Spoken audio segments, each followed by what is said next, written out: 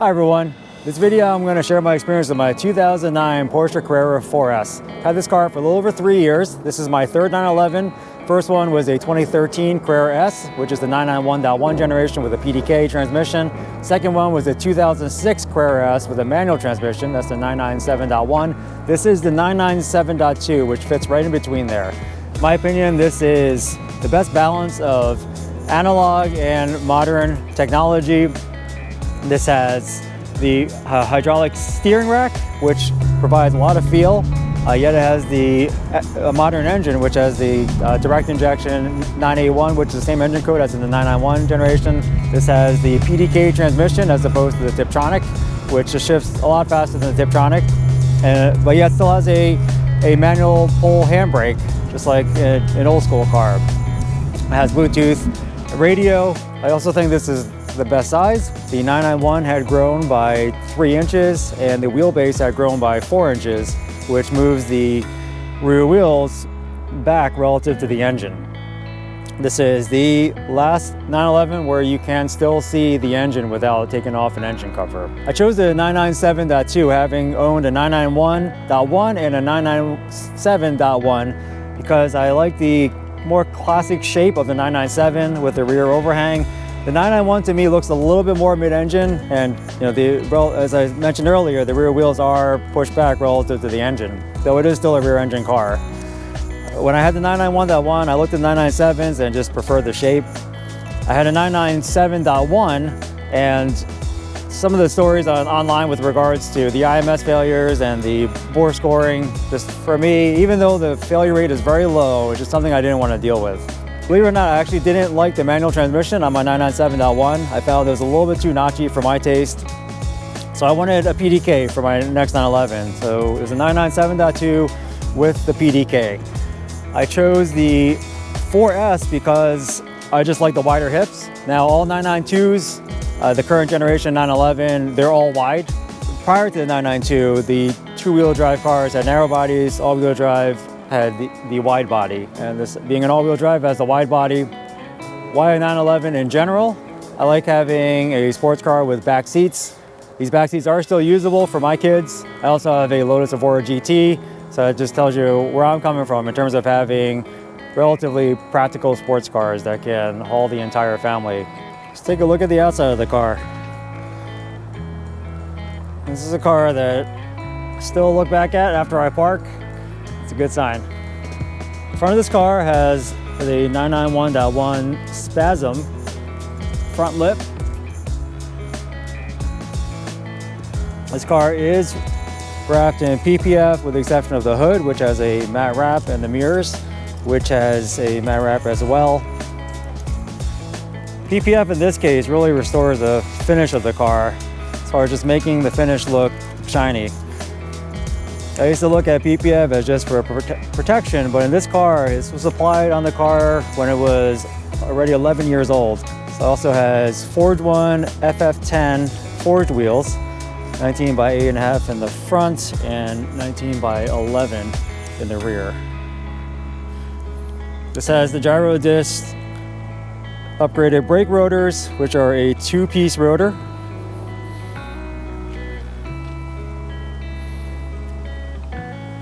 Really makes the car just look more modern, just having some of these things that were added to the car. And also wanted to highlight the headlights, which has black housing that really refreshed the look of the car.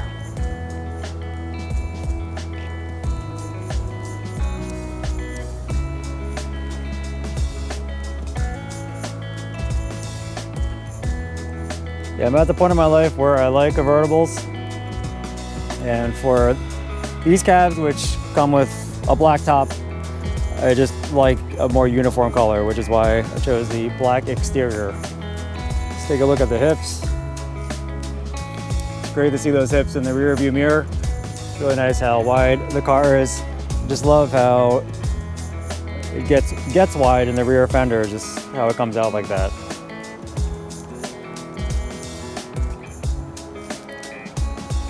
This car has a fast speed exhaust. It's the max flow mufflers and the center muffler delete, along with the fast speed carbon fiber tips. That was the first mod I did to this car. think it was just too quiet. This generation car is essentially all natural in terms of no fake pops or bangs. There's no sound tubes.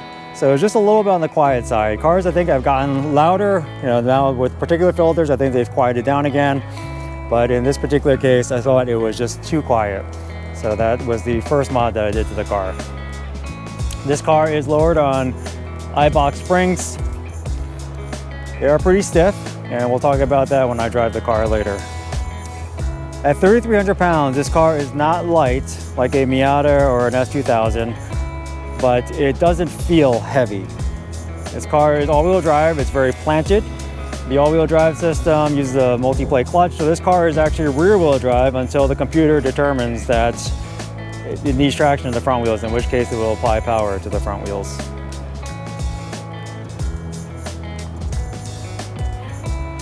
All right, let's take a look at the engine. It's nice being able to see the engine. Not much to look at per se, but I think it is a little bit easier to work on because it is more accessible from the top of the car. This is the 3.8 liter 9A1. It's naturally aspirated flat six with direct injection. Peak horsepower is 385 at 6,500 RPM. Peak torque is 310 pound-feet at 4,400 RPM. The red line is 7,500 RPM. This car is not necessarily fast by today's standards, but it is definitely fast enough to have fun. I've never thought to myself that this car is not fast enough. It feels good and it sounds great. Gas mileage is rated for 19 city, 26 highway. I typically see between 16 miles per gallon mixed, and 21 miles per gallon was the most I've experienced on the highway. I think the frunk on this car is very practical. I could fit an entire grocery cart worth of groceries in this frunk. The 4 and 4S, or the all-wheel drive 911s in general, have a slightly smaller frunk than the two-wheel drive cars, just because of the equipment that's there for the all-wheel drive system. I keep a container in here. This frunk can hold a small suitcase and a couple of backpacks. It has a lot more capacity than my Lotus Evora GT. Porsche battery management is very smart. This car goes into standby after about a week of not being accessed, to where the key fob doesn't even work, as the car has to be awakened by pulling on the door handle. In this case, the door was already unlocked and the car is not on standby, but I wanted to highlight that I've had this car sit for over a month without starting, and once I accessed it, it started right up. Battery didn't even hesitate. It wasn't even a slow crank, which is nice, because some other cars like McLaren and my Lotus, the batteries don't last long when the car is not driven or put on a tender. While talking about battery management, one other nice thing is that you can put the tender on to the 12-volt outlet that's in the center there, so you don't have to pop the hood or leave that open.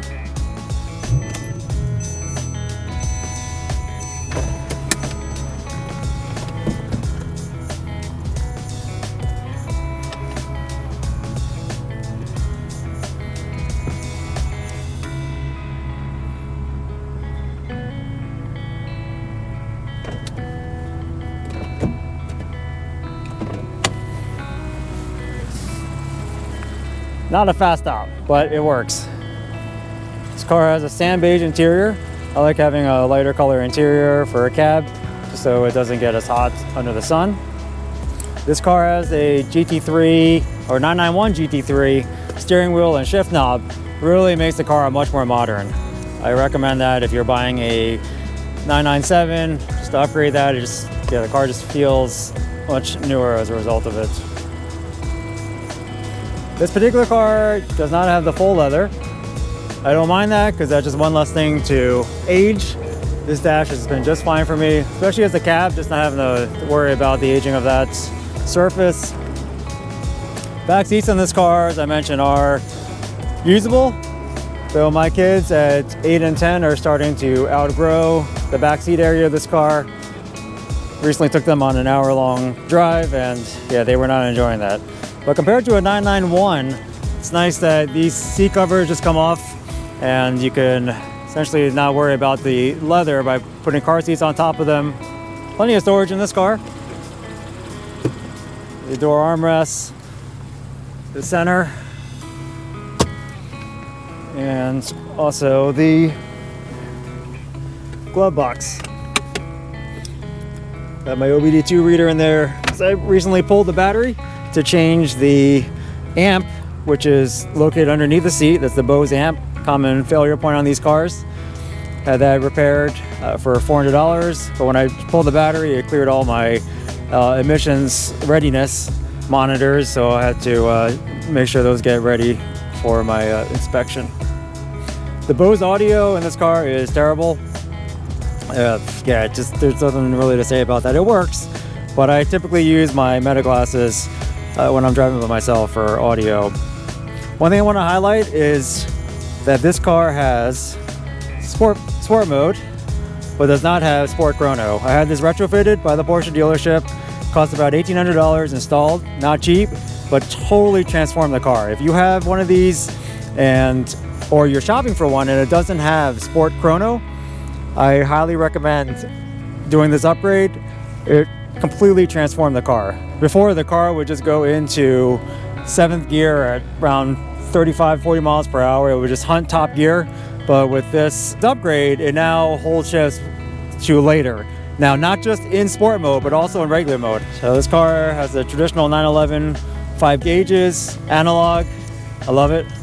One of the ownership quirks of the 997 is the black foam that blows out of the vents. At this point, the foam has stopped coming out. That is from a diverter valve that is up front that diverts hot air and cold air. Very functional interior. I like how simple it is.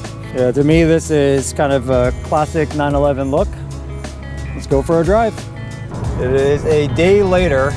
Unfortunately, did something wrong with the camera yesterday. Didn't capture the audio during the driving portion. Car is warmed up. Takes about 10 minutes to get the oil up to temperature. This has 7.9 quarts of oil, at least that's the capacity. So it takes some time. Keep the transmission in normal mode. You hear the shifts. That's pretty impressive. This is a first gen PDK. But if I go down to sport, you can hear the upshift speed. Go into Sport Plus, downshift 1. If you can hear how much faster it was shifting with Sport Plus. The car is PASM on right now. When the mode is on Sport or Sport Plus, PASM is automatically turned on. It can be turned off. It is considerably firmer. The suspension is considerably firmer with PASM on. It's very impressive. I would say for most of the time, driving on roads that aren't perfect, it is too firm. So what you're hearing is the Sport Plus and automatic mode and how it's trying to bring the RPMs up, be in an optimal place. So what I want to highlight now is some of the rattles in the car. This is an old car, 15 years old at this point. So yeah, it has rattles. I expect them, so it's not something that I think is a problem. I haven't really chased rattles in this car, so I've just been living with them. I guess some things I've looked into, but I'm not expecting this to be a rattle-free vehicle by any means. So, let's put it back into sport, which is how I normally drive it. Sport with PASM off. The suspension is firm in general, so PASM just makes it that much firmer. Compared to my Evora GT, I would say the suspension is on the harsh side. I don't know how much of it is because of the springs I have on the car, the aftermarket springs.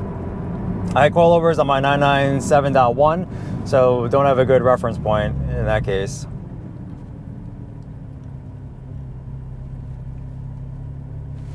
All right, I'll put the top down. So the top can be put down up to 30 miles per hour.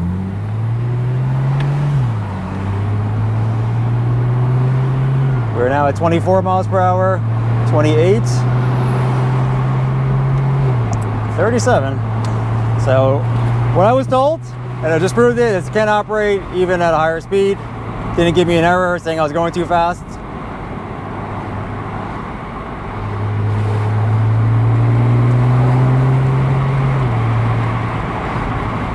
December day, 49 degrees, not bad.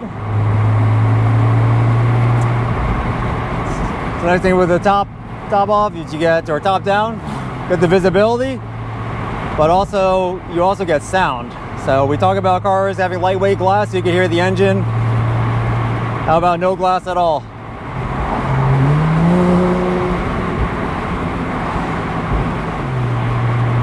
One of the best features of this car, or most notable, was the steering. The hydraulic steering rack just provides so much feel. Took a little bit of getting used to at first, coming from an electronic rack, but yeah, I love it. Especially once I got my Evora and just realized how much more communicative this steering is relative to that car, which is awesome as well. It really just gave me an appreciation for this steering. Let's hear the car accelerate in Sport Plus.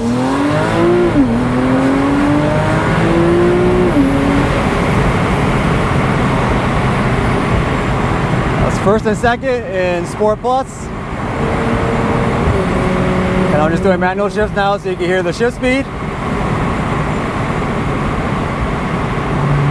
First gen PDK. I think this is still fast by today's standards. Certainly not as fast as the current PDK. I drove a GT3 or 991 GT3 RS this weekend. That was fast. I've also experienced a 992 Carrera T, actually on the track, thanks to the Porsche driving experience, and that was, yeah, that was nice. I will say this car has more feel, and I go down to the sport mode than the newer cars. Now, GT car is a little bit different, especially GT3 RS. That's probably, I say, a newer car that has really impressed me. I mean, as you would probably expect.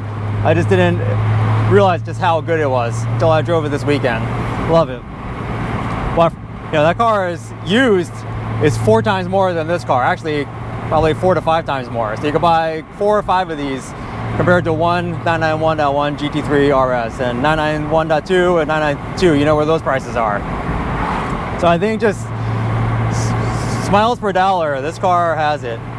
You get a 911, you get the flat 6 sound. It has enough power to have fun on the streets without really breaking the law. I mean, even at 55, 60 miles per hour, this car is still fun.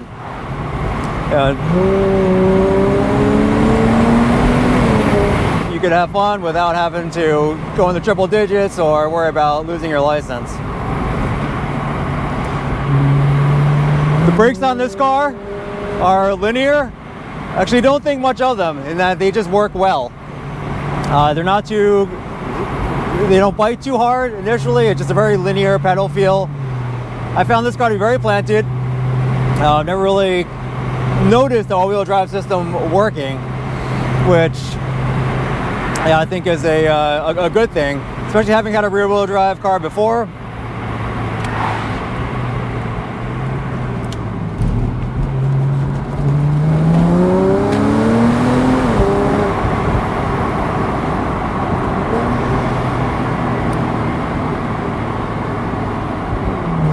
The gearing on this car is tall. That's one thing I noticed that was a little frustrating at first. The second gear goes into the high 70s.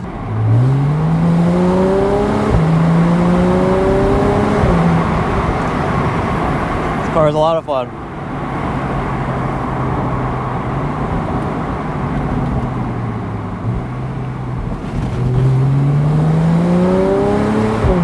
This engine is quiet at low RPM. You really have to open it up to get volume out of it. As I mentioned on the fast speed max flow mufflers, I had a complete muffler delete on my 997.1, meaning no side mufflers, and that was painful. The dash rattled. It was, yeah, just not a pleasant experience. So that's why I went with the max flow as opposed to a set of race mufflers this time around. And I'm happy with that decision. There really is very little drone on the highway. If there is, it's really below 2,000 RPM if you're just lugging the engine.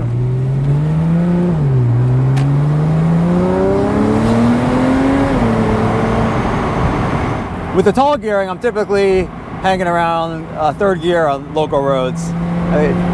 I just find that gives me the best response, and also it gives me the sound experience that I like.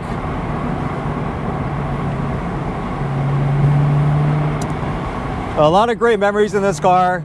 Just driving the family around, looking for fireworks on the 4th of July, 4,000 RPM.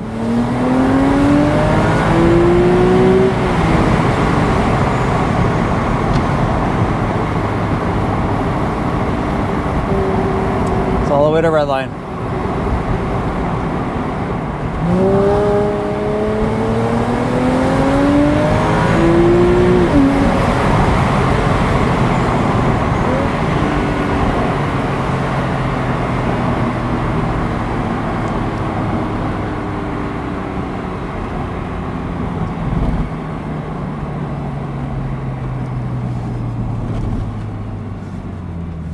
What an experience.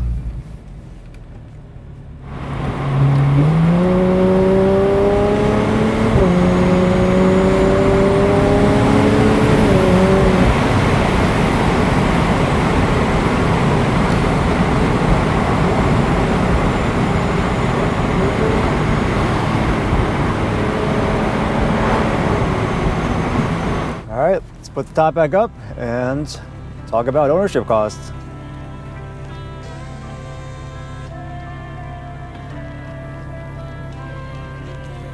Takes a little bit of time. Recently rented a Mustang convertible and was really surprised and amazed by how fast that top operates. Made me realize how slow this top is. Ownership costs. So repairs and maintenance over the 3+ years that I've owned it, spent $5,498.32. The first year cost was high because of the convertible top failure. That required a new drive unit from Germany, which took the Porsche dealership about 3 months to get in and repair the car with. That cost over $3,000, $3,400. That was, yes, the biggest repair thus far on this car. I actually feel lucky now because the part alone through the Porsche dealership and through eBay is now over $3,000.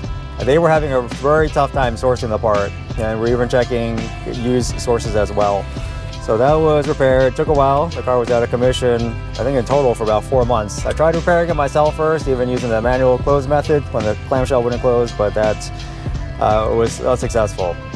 And the Porsche dealership couldn't do it as well, even using the computer to try to command it to close or to open so that the top would close. That would not work. Other maintenance items were very minor, to include just oil changes, spark plugs, coil packs, and the engine air filter. So that was, unfortunately I went to the dealership for a service just for the sake of the Carfax, and the oil change there is around $400. And the amp repair, spent $400 plus shipping to have the amp repaired. This car is not cheap to own. I think for a 911, it is not bad as far as the Porsche experience. Being part of the Porsche network, which has been great, just meeting people through the PCA and PCA events.